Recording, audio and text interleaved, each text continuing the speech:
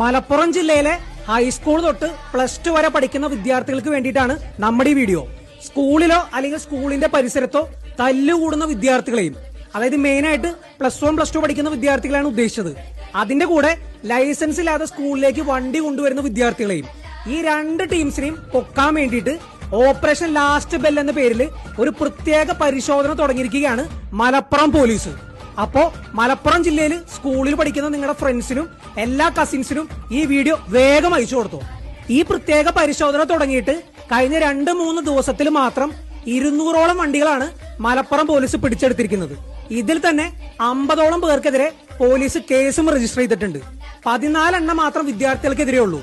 ബാക്കി 36 എണ്ണം വിദ്യാർത്ഥികളുടെ കൂടെ അവരുടെ മാതാപിതാക്കളെയും പോലീസ് പ്രതിയെടുത്തിട്ടുണ്ട്. അപ്പൊ ചുരുക്കി പറഞ്ഞാല് നിങ്ങൾ കാരണം നിങ്ങൾക്ക് മാത്രമല്ല, ലൈസൻസ് ഇല്ലാത്ത നിങ്ങൾക്ക് വണ്ടി ഓടിക്കാൻ തന്നതിന് നിങ്ങളുടെ വീട്ടുകാർക്കും പണി കിട്ടും.